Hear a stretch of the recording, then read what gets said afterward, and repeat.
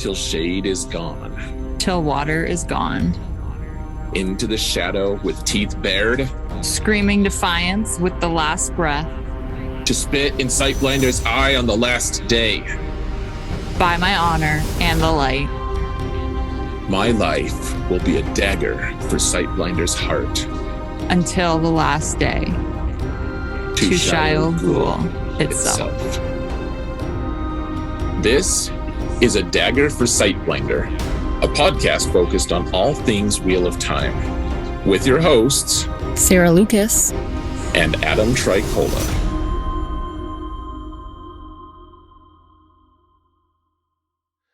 Hello, everyone, and welcome to A Dagger for Sightblinder. May you find shade this day. Sarah, I feel like you've had enough shade, though, so I'm hoping everyone else gets theirs first. I've only had enough shade because you've been throwing it at me for a while. I mean, that's okay. Everything's fine. I'll own that. Yeah, that's okay. It's all good. It's all in good fun. For you. Maybe. I could be wrong. Adam's been serious the whole time. Yeah, you're like, wait, that was real shade you were throwing? You actually think that? Awkward. It got weird. So we're back for another episode. We are, and yeah. I mean, the show's done, but It is. we have a little bit of show news, tiny bit, and then we're gonna hop into the book. So I feel like we should blanket the spoiler warning that there's gonna be discussion from Eye of the World, the first book, chapters 46 to 49. So 4 total chapters. Spoiler alert. It's like the gas thing. Like, gas. Yeah. Spoiler. Yeah, okay. I feel like I want a pronounceable Eye of the World acronym. Yeah, I guess it's not. EotW. No. EotW. Doesn't work. Yeah. I tried everything, so you're right. Yeah, doesn't work. Nice try. I feel like you don't think it was a nice try. I don't. Okay. All right. Well, luckily, I know that that's not real shade. Yeah, it's not real shade at all. Yeah, totally. Okay. You're so unkind. Like ravens. Yeah. That's what I was alluding to. Yes. Carrying on. Using your own insult against you or something. Not an insult. I mean, it insults my intelligence, so it is a little bit. Well, that's your problem, not mine. All right, so on to the shameless plug. All right, so in theory, we should have seamlessly adjoined the spoiler warning with the idea that we're actually going to be posting all of our reading schedule, or at least not all of it, but we'll have a calendar of some sort on our Discord server. So if you want to join the Discord server to see what we're going to be reading, so you can kind of get ready and read along with us, you have a more current understanding of the text of what's going on, then you can join our Discord server. That should be found in the show notes, or if you're watching on YouTube, you can find it in the video description as well, the link to the Discord server. And Discord server is just like a chat room, basically. And we've actually rigged it. I'm taking credit for it because I totally masterminded some of it anyways, but It was your idea. It was. It was. So you say that so grudgingly, you're like, ugh. It was. Okay. Carrying on. She said through clenched teeth. It was. Anyways, so we do have we do have a really good spoiler like situation there, I guess you might say. Like it's, you sign up you go in and just self-assign which roles you want, and you can choose any number of them. They're just, you click a little emote and you can choose like, oh, well, I've read through book 5 or whatever. You can click that, and you'll have access to all those rooms, but nothing beyond that. So beyond that, however, there's also we would really appreciate if you want to support the show for free. All you really have to do is go to, if you want to do it on PodBean, you could give us a follow, and we'd really appreciate that. Give us reviews on whatever platform you're on. iTunes is probably the best for, and if it's going to be like a 4-star or less, don't even bother. Just kidding. But 5 stars really do help us quite a bit. And yeah, I feel like there's something I'm missing. Oh, YouTube, please go sub on YouTube, because we're up to like 55 subs. There's a lot of people. Oh wow. Yeah, so many subs. Nice. Ooh, 56. Ooh, oh man. Real-time correction. Didn't see that coming. Wow. All right. That's what she said. But anyways, I feel like, did I miss anything on the shameless plug segment? Is that even a segment? It's not a segment. I don't think so. I think we're good. Okay, so now we can talk about actual content. Woo. Yeah. So because the show is not airing, there's minimal show news. But I did find something. Which is fancy of you. Let's hear it. I tried. So the Amazon head of global TV did an interview with TV Line, I think it was. It doesn't matter. And he's discussing the season 2 of Wheel of Time. And he didn't outright say this, but he pretty much alluded to the fact that season 2, because it hasn't been confirmed when it's going to start, but it's been alluded that it's going to be most likely like November 2022. It's going to be late. And the reason he alluded to that is because of Lord of the Rings. Lord of the Rings is starting in September. They've released the release date, and he acknowledged the fact that there's going to be a lot of content. A lot of the fan base is going to be overlapping, and they want to be cognizant of that. So it sounds like they're not going to make the shows overlap, which is totally understandable, I think. Yeah. I think that makes a lot of sense. That's very similar to Star Wars and Marvel, actually, in Disney. Like Hawkeye just finished, and now Book of Boba Fett's going on. Exactly. Like they just kind of went seamlessly from one to the other. But if they thought, I mean, they're just dipping on their own toes, because people would have to pick and choose, and there's not one clear answer. So right. Yeah. And so season 2's not done filming yet. Apparently they're supposed to finish in February, I believe, assuming everything goes to schedule. But they did send rough cuts of the first couple episodes of season 2 to the Amazon execs to kind of like get approval before they finalize the edit. So that's exciting. It is exciting. I'm excited. You're excited for the exciting news. Awesome. Right. Cool. I feel like there was it's like a quote from one of the Star Wars shows, like Kanan. He's like, I'm excited. This is my excited face. Like that. Perfect. Thanks. Yeah. Thanks for sharing. Good Star Wars quote in a Wheel of Time podcast. Yeah. Universes are colliding. Everything's fine. It's okay. You never know. Star Wars might have existed at one point in the Wheel of Time, because it's been spun so many times. You never know. It's a good way to look at it. There we go. That's the way I can shoehorn in a few movie quotes from other movies. There you go. Cool. So that is pretty much the only show news, because everything else is kind of boring. I hope that they did something better with Matt and Perrin, and basically most of the other characters for season 2. Yeah. We'll find out in 10-ish months. It's killing me. Yeah. Sorry. We will.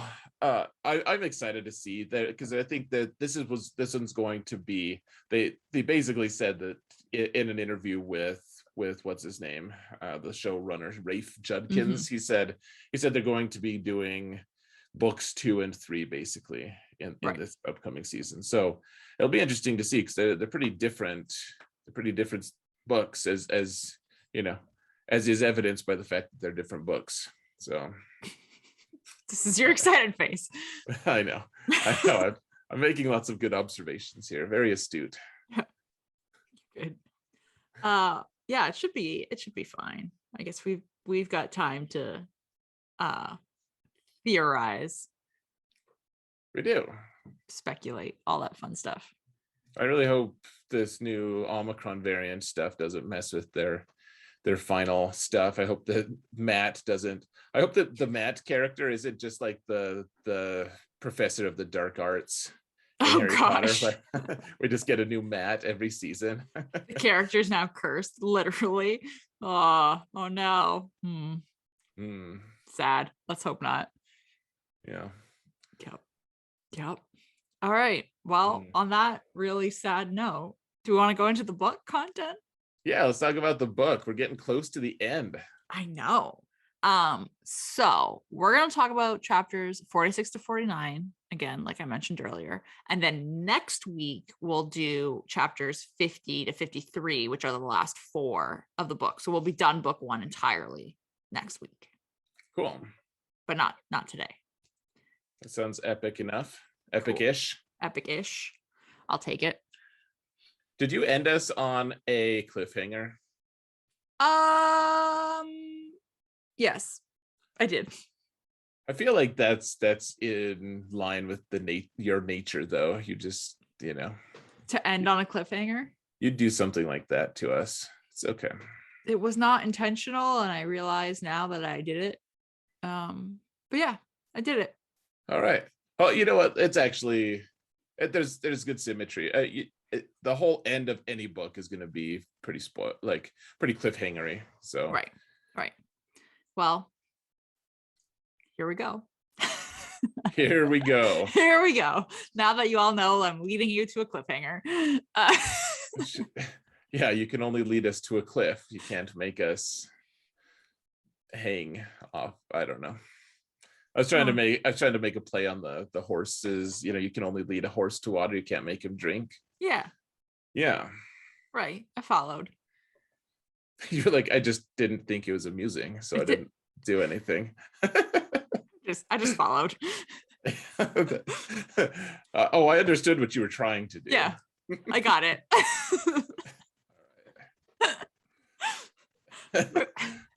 And you accused me of throwing shade. Jeez. Moving on. Okay, so chapter 46 is Faldara. So at the end of 45, they've come out of the Waygate. So obviously they're leaving and they're heading to Faldara. It's super straightforward chapter, I think. They arrive there, they're greeted by Ingtar, which is awesome. And they go to Lord Egelmar, and they get taken there, or taken to him, I should say. Yeah. And Moraine has decided that the group needs to rest for the night before heading into the Blight. So they're going to stay in Faldara, and Lord Egelmar actually wants them to help at Tarwin's Gap. He's saying they're going to be outrun by Trollocs. It's going to be like 10 to 1. And could use her help. And she's like, no, I got to go to the Eye of the World. That's way more important. We got real stuff to do. You can go have your fun at Tarwin's Gap. I'm not coming. And those are the words she used. She's like, have your fun. Have your fun. That's exactly. Have your sport, Agelmar. It's exactly up Moraine's alley. But I mean, I think this shows really great character. He wants her to stay and help, and she says, no, I need to go do this. This is more important. And then he, instead of getting, yeah, I want my way. Yeah, he doesn't, his feathers aren't ruffled. He now offers her to take some of his soldiers with them into the Blight and into the Eye of the World, which she declines because she knows what's going to go on. Well, he even says, well, shoot, if it's this important, like he just trusts her. He's like, if this is this important, why am I not just taking all of my guys with you? Like, why don't we send everyone with you and make sure you're going to win? Because we can lose our city, we can lose that, but like, right. if this is this important, we need you to succeed. Like, he's willing to drop everything because he trusts her so implicitly. Like, it's right. it's Which really I really like to see that, because you've gone through this whole book so far of not knowing whether or not you can really trust her, and also just not knowing in general, like the communities as a whole have been very divided on whether or not they trust Aes Sedai. So I love this because this gives a lot of credibility to the Aes Sedai, because everywhere else people are like, oh, like, we hate Aes Sedai, we hate them for all these different reasons. But then when you get to the Borderlands and you realize that they're kind of the only countries that like matter to everyone, like, even if you don't realize how important they are incredibly important, because they're killing the Trollocs that none of the other countries even believe exist. Like, you know, a lot of them are like, oh, like, next you'll be telling me about Trollocs, and the Borderlanders are just killing Trollocs daily. You know, they have laws in place to prevent Fades from infiltrating them, like that it's a reality to them. And so you go there, and these people who matter more than anyone else, really, they're like, hey, like, we respect Aes Sedai, and like they're legit, we want to help them however we can. I love seeing that when it gets to the place that the people whose judgment really matters, then Aes Sedai suddenly go up in your estimation. It's just cool. Yeah, it's a really nice change of like atmosphere and attitude. Yeah, especially when you're headed to something so serious. Yeah. It's like if everyone can have their opinion on some kind of sport or something, but when you go and talk to someone who played the sport, who knows it in and out, like maybe he's an old professional or something, like their opinion carries way more weight than just some random guy who, like, yeah, I used to throw it in high school a little bit. Like, you're gonna take their word for it rather than some guy who's like, yeah, I kind of follow football, it's kind of cool, or follow whatever, you know. Yeah. Exactly. I used to stick handle that, etc. There's no stick handling in football. Are you sure? Fairly sure. I would check on that, but let's move on. Moving on. Anyway, so she's declined this offer, but then, you know, we end, and Padan Fain is coming into the town, and he actually gets captured while he's trying to come in there. And Moraine and Lan take him away, and they are going to interrogate him, and they want to know what his deal is. And Padan Fain was the guy who was following them in the ways, and he has been ravaged by Machin Shin. Yeah. And there's a lot going on with Padan Fain that we don't even find out in this book. I'll just say he's one of the more awkward characters actually in the entire series. I can't really say it that, like, he keeps coming into it, and whatever. I can't speak for it because there's some weird spoilers. But really, I've always found that Padan Fain's place in this series has been just kind of a discordant, weird aside to everything in a lot of ways. So right now he's in the main plot. That's great. There's other times that he is potentially, I don't know, he's kind of a distraction. He's kind of weird. We'll have to explore that more, but I would advise people who are reading the books for the first time, or the second or third, whatever, like look for clues about Padan Fain and what his importance to the, like, you know, to further storylines, I guess. Right. What's he doing and all that fun stuff. Well, yeah, what's his significance? But so Padan Fain is captured. He's captured. End of chapter 46. Yeah. So then we go to chapter 47. Is that what's next? That is. We're gonna go in oh man, I can't speak. Sequential. That's the one. Boom. We're gonna go in order. I rely on you for numbers though. So, I can do words, you can do numbers. It's a good combo. Yikes. Yeah, you're right. I don't want to rely on you for numbers. Don't rely on me for numbers. Ooh. Oh man. How do we get in this position? So, chapter 47, More Tales of the Wheel. Spelled MOAR, right? Yes, more. That is 100% accurate. My numbers come into play. So Moraine and Lan have gone to interrogate Pat and Fane, which means Rand, Matt, Perrin, Nynaeve, Egwene. They're all just hanging out. They're waiting. And they're with Lord Agelmar while this is happening.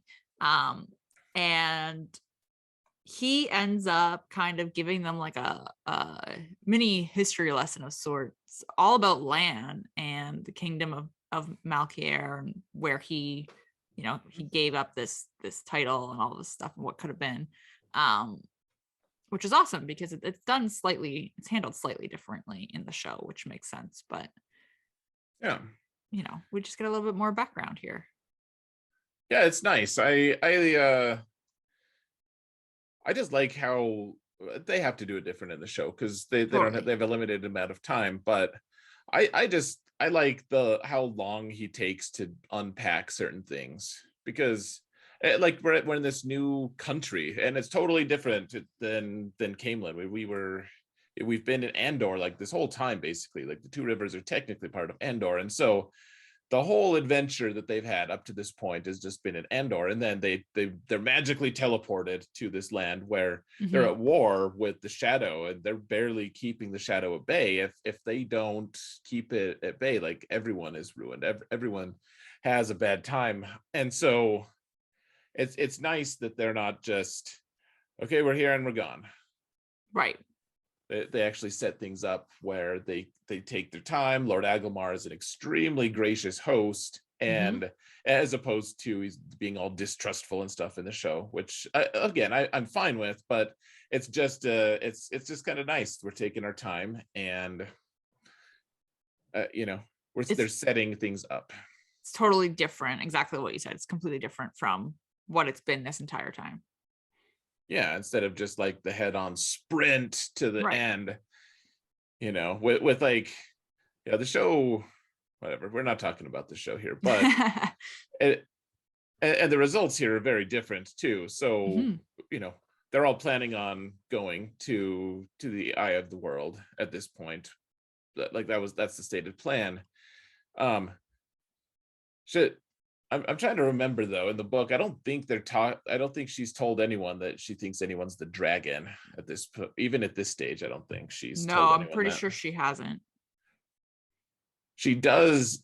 Moraine does tell them she tells the Lord Agelmar and stuff. He's like, why? So let me just I can find some people because Moraine, he's trying to find help from Moraine. Right. And so he's saying things like, okay, well, I'll send some of my strongest, just a couple of my strongest men, because she's like, well, we can't send an army because it'll be noticed. He's like, well, okay, we'll take some of our strongest men. She's like, well, I don't want someone with ego because, they're going to go for the glory. And he's like, well, I can find humble people who are skilled still. Like, why are you taking these youths? Why would you take them? And he's like, I can find, like, any of my soldiers are going to be better than these farm boys. and they don't even take offense. Like, yeah, that's true, but but I really like Moraine says, well, they're the weapons, actually. Yeah, they don't look like it. And Agelmar's like, that's pretty weird. Yeah, she's like, sure, lady, whatever you say. Yeah, he's like, all right, well, good luck, I guess. Don't know what you're gonna do, but cool. Yeah, cool story, bro. Yeah. Yep. No, I don't think she's actually said it. So. Yeah, I think she's just saying, well, we're going to take 3 Ta'veren with us into the Blight and see what happens. See which one shows himself, so to speak. Yep. and we're gonna ride horses into it. Damn it all. Yep. But so Moraine and Lan do come back. They've been interrogating Pat and Fane. And they find out he's been a dark friend for like 40 years. Dude's just been working his butt off, I guess. Is that what dark friends do? They guess. just work their butt off? I'm assuming so. I don't know. Do you really think that dark friends would have a good work ethic? Probably not. I guess it depends why they'd be dark friends. Yeah. I guess if they're ambitious enough to become dark friends because they think that they've got an inside track to being able to, gain power, however nebulous that is. I guess you could almost say, you could kind of say that some of them probably do work pretty hard, actually. I mean, I feel like he probably does. Like, you find this out, you find out that he's been looking and hunting for the boys for like 3 years. You find out that he's the one who brought the Trollocs to the Two Rivers. Like, you find out all these little snippets about him. So obviously he's been kind of working hard. Working hard or hardly working. one of the two. But yeah, so we learn a little bit about Lan and we learn a little bit about Pat and Fane. Yeah, just the tip of the iceberg on Pat and Fane. And he's got a weird accent too. Yeah, he's a confounding person. He is. Cool. Any more thoughts before we go into chapter 48? Oh, I know you always have thoughts. I always have thoughts. I usually have thoughts too, but in this case, I think this is it. I mean, it's very straightforward. We're leading up to a specific point here. Well, what's strange about this? So they're gearing up to go into the Eye of the World, and Moraine sees this. So she sees Pat and Fane, and she stops all of their preparation. She actually takes time out of this like ultimately very important task that she has to complete as soon as possible to interrogate this guy who, I mean, it shows just how important she thinks Pat and Fane is to everything, because otherwise she doesn't want to focus on anything else. She's if nothing else, she's proven herself to be very driven and very focused on whatever her potentially enigmatic goals are. She's going to be very focused on that and not be deterred. And yet this, just a common dark friend, potentially, it at least at first glance, she's going to take him and just and interrogate him, because I don't know. So it just shows, and she's shown herself to be a woman of good judgment. So of discerning judgment. So I just think it's interesting. It underlines just how important he is. He's not just a mere low-level dark friend who's dismissible. Right, exactly. Like the fact that she's taking the time out to do that and get information. Like, she easily could have just been like, oh, he's a dark friend to Lord Agelmar, and had him deal with it while they carry on. Oh yeah, she's already delegated. Yeah. Ingtar's like, hey, we're gonna lose this fight, and we're gonna lose, like, our whole nation might just crumble because of our fight. And she says, sorry, you get zero help from me, because I've got my mission. Yeah, exactly. So and then he's like, do you have time to talk to a dark friend for a little bit? She's like, yeah, I could squeeze a little time for that. yeah, we're good. Yeah. No, that's a really good point. So yeah, thanks. Look at that. Look at you making points and stuff. Yeah, I know. It's nice to have thoughts. This is what it feels like to be Sarah. Moving on. So chapter 48 is the Blight.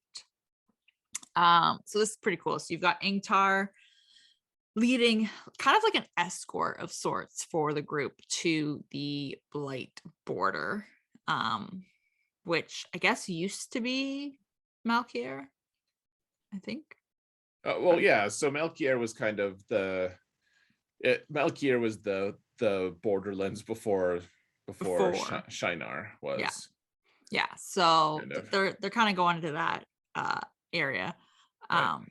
And he is he's acting a little, I don't want to say off, but like he's sad. He can't go any, like he's been given orders not to go further. So he can't go further. He's going to be possibly missing the battle at Tyrant's Gap.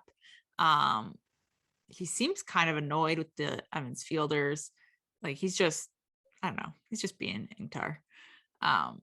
Just a moody little bee. Yeah. Yeah. So he leads them there, and they all go into the Blight, and he does not get to. He doesn't get to tag along. Yeah. He's got some FOMO.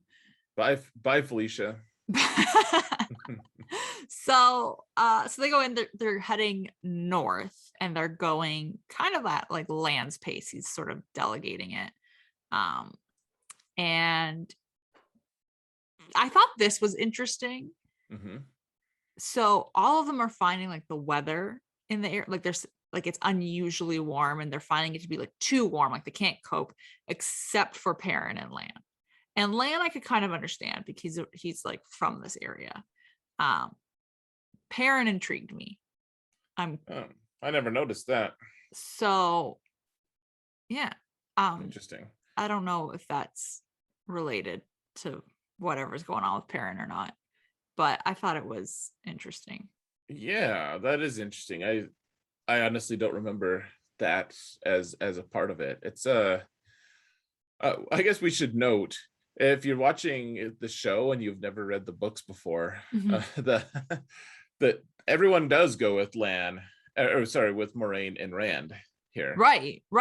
Versus the show. You're absolutely right. That's a great thing to highlight, that they changed. They're all there.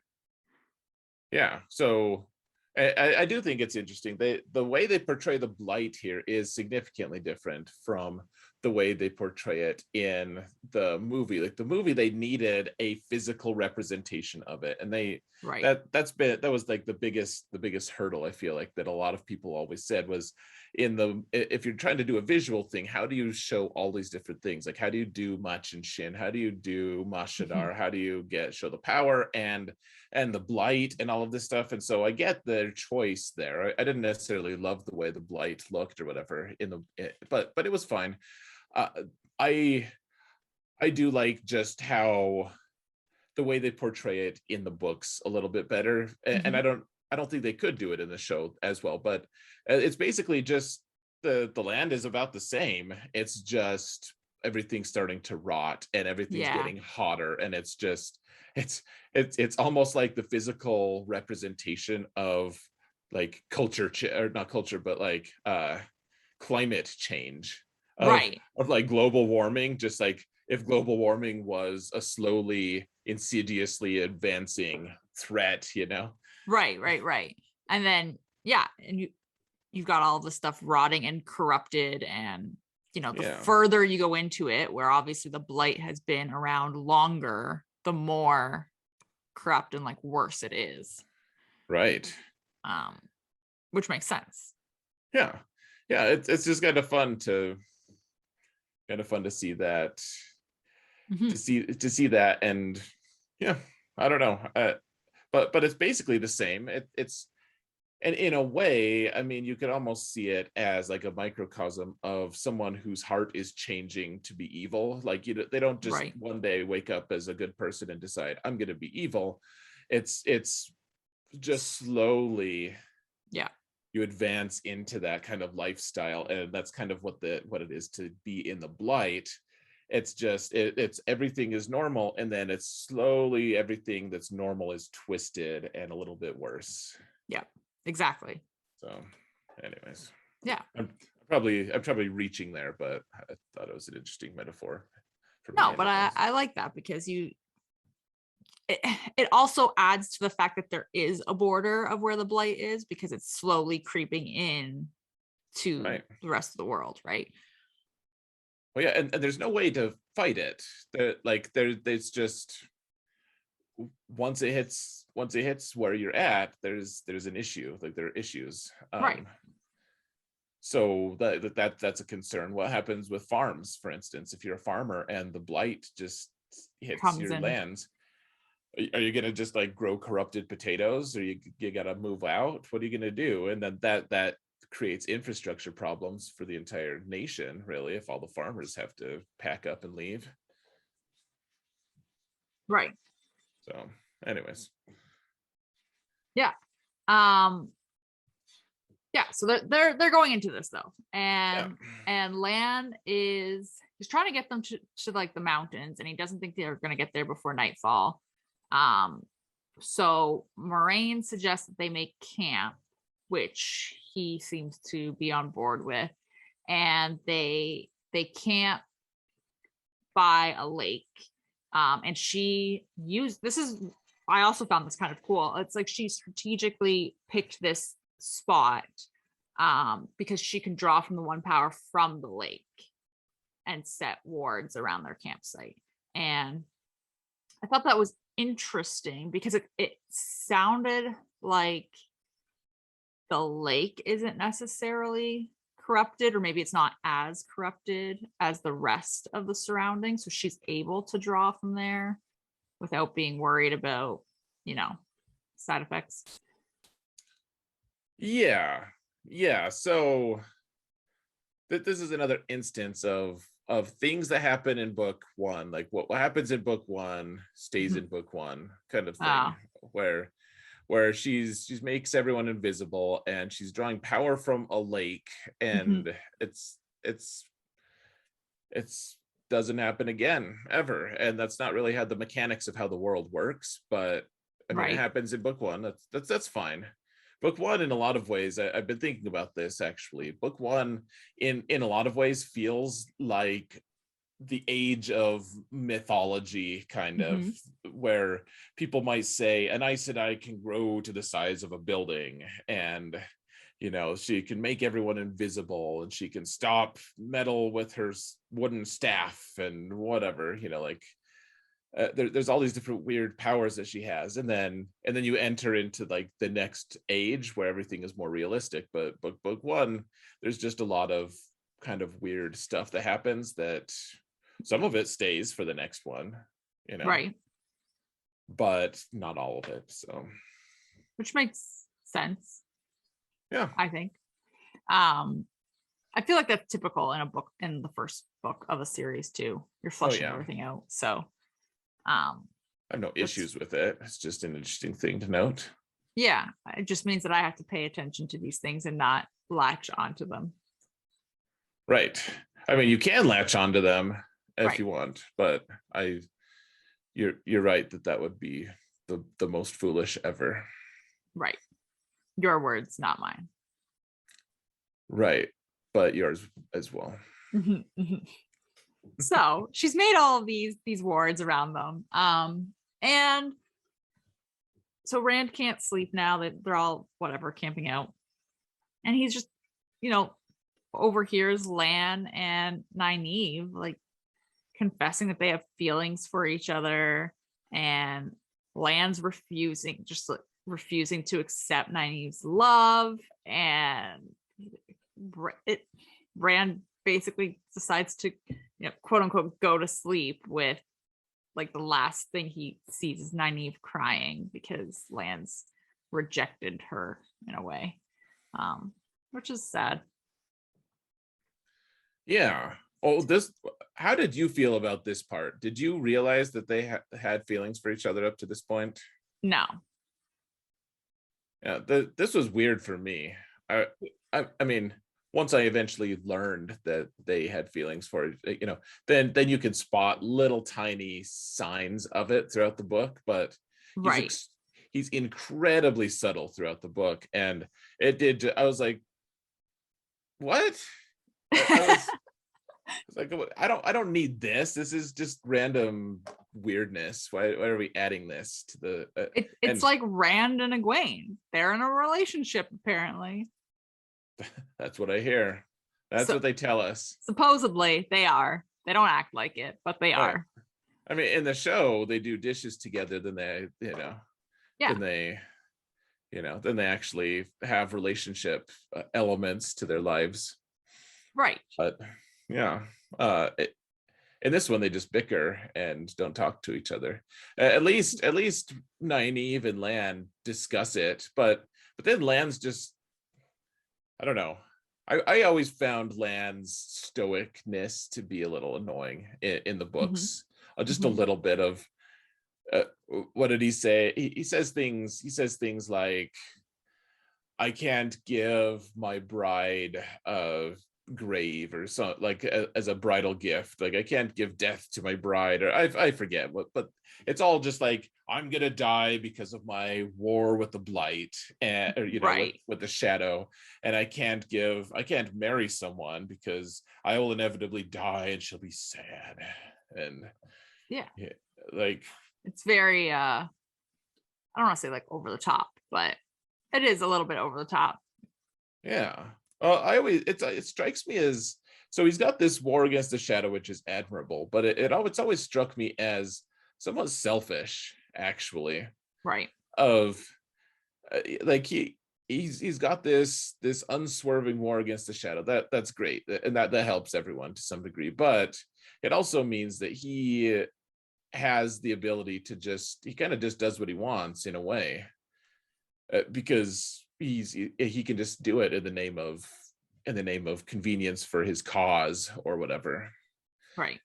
He just pushes Nynaeve away, and maybe he thinks it's for her own good, but it just makes it impossible for anyone to partake in his life, kind of. Yeah, it does. So that's the end of that chapter. They end on a sad note. Yeah. A sad note that's also a little bit out of the blue. Yeah. Isn't they were overlooking the Malkier, right? They were overlooking the Seven Towers. Yes. Wasn't Matt like throwing things into some water or something, like throwing stones into some water, or they saw something moving in the lakes, and there's like some kind of a monster in there, something like that. That would make sense because they end up running in the next chapter. Okay. I don't remember him throwing stones, but I would not be surprised given the fact that it's Matt.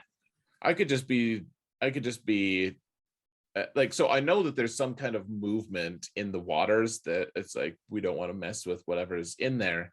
But I could also just be juxtaposing that with Lord of the Rings, where they throw stone, like the hobbits throw things into the water, and then there's this like a big monster in there as well. I could just be, but I do remember there's like the lake, there's an ominous cast. It's not just that the towers are gone and destroyed, and those towers used to be real nice when Lan was a kid. Like, it's only been a few decades and they're just totally, they're in an advanced state of decay and everything, but it's just this really ominous feeling of what's happening here. And right. Yeah. Anyways. Yeah, it's the blight. Yeah, it is. So okay, so do you think the Dark One like has started propaganda, and he has people say things like blight makes right and stuff? He probably could. He's gonna make little posters. Yeah, like t-shirts to say. Yeah, you can get a pin. Like have the Emergil wear the little, blight makes right campaign. Vote for the Dark One. Yeah, you can have a little I voted pin. Oh man. Okay, so chapter 49, which is the Dark One stirs. So they all wake up. They've been camping by this lake, like you said. They wake up from the heat again. What does he stir? Like, I don't know. A drink? Sorry, continue. Anyway, so they wake up, and then like the first thing Rand notices is that Nynaeve's eyes are all red from crying the night before. So that's sad. It's good that we have Rand as the perspective character, because if it had been Perrin, yeah, we wouldn't have even seen that scene. Yeah, Yeah, isn't that convenient? It's good that Rand was the one who, convenient is all I'm saying. Now that you say that, I would like to get like a little snippet of that chapter from Nynaeve's point of view. Yeah. That would be fun. To actually see her as vulnerable a little bit. Yeah. Because we see her, she's very stubborn, she's very, logical, and I don't want to say level-headed because I just said stubborn, but she's stuck in her ways a little bit. So it would be nice to see a different side of that. Yeah, this is one of the chapters that I kind of like Nynaeve more, just because you see that she's not just the stern, right, cantankerous wisdom. She has feelings. She has to be strong, or at least show what strengths she can. Yeah, because she doesn't want to be seen as weak. Like she keeps her guard up all the time. Mm-hmm. And then you see like a little snippet of it breaking, and then it's gone. Yeah. So, yeah. But so they pack up, and Moraine erases their entire, presence from the campsite. And while she's doing this, she's channeling the one power. It kind of confirms for her that Nynaeve would be able to channel. Because I think Nynaeve ends up feeling Sadar when this happens. Oh, interesting. Correctly. Yeah, that's right. Like Moraine knows that she can channel already, because she already had that conversation right with Nynaeve. But okay, so like Nynaeve is, yeah, I don't remember that part actually. I don't know. That's cool. Yeah. Neat. Yeah. This is why we're pausing a little bit, right, just so that we can have the book catch up to where we're at, so that we're more and more current as we move along through these books, because we read at a faster rate than we could discuss. Yeah, as much as it pains me to pause, but we've paused. I know. I really want you to read book 4 so bad. We're getting there. Okay, so they continue to go further into the blight. So obviously it's getting more and more corrupted. And Matt notices that the trees are kind of like creeping in on them even more. And it's like they're reaching out to grab them, which is super creepy. And that visual, can I just say, gives me like Snow White vibes for some reason. Okay. Of like her going into like the forest, and when she's, running away, and it's been a very long time since I've seen Snow White. I'm pretty sure it's Snow White. She's running, and she runs from home, or from the hunter trying to kill her, and she runs further and further into the forest, and as she's running, the trees are like reaching out all creepy and like grabbing at her. Anyway. Okay. Can tell when I was raised. But didn't Snow White come out like in the 30s or something crazy like that? It did. It was their first animated film, I'm pretty sure. It's really old. A little fun fact. No, that imagery is actually terrifying. I remember when I was a kid. Terrifying.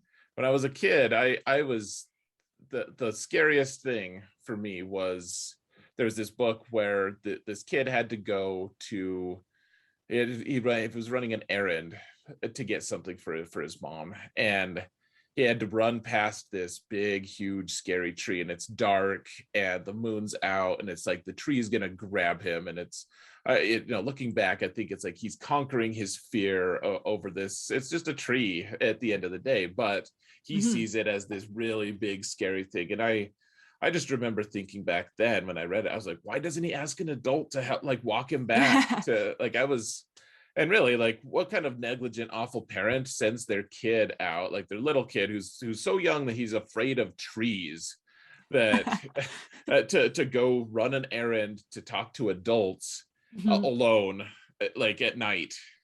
I mean, it's a different age, but I was like, as a parent, I kind of offended my sensibilities a tiny bit. I just had to why are you sending your kid to do this? Like, Yeah. is it really that important that your kid could just get abducted and sold to, whatever awful things happen to kidnapped children these days? Anyways.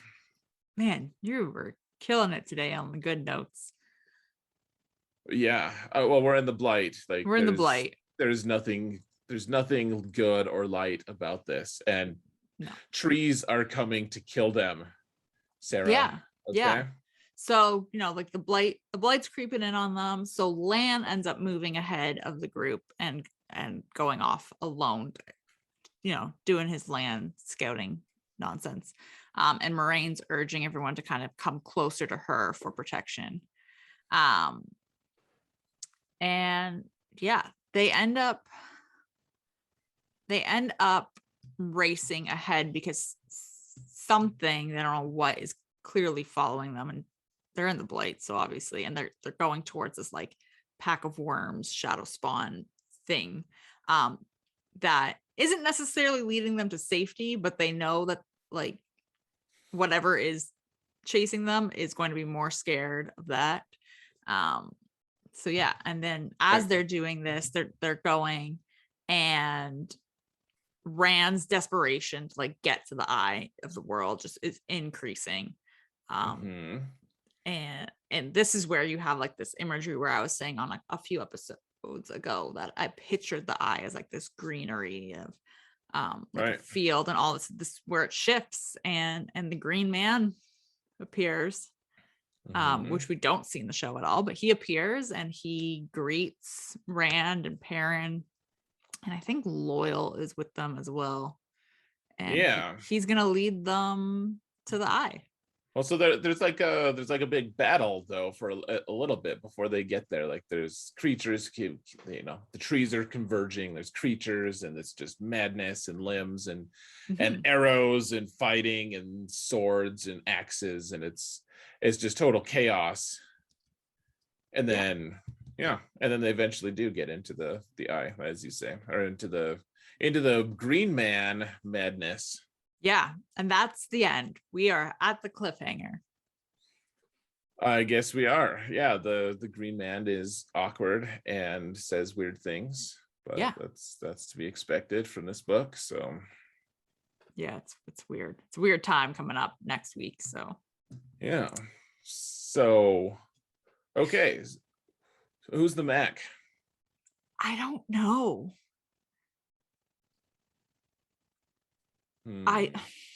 I know who I'm gonna say.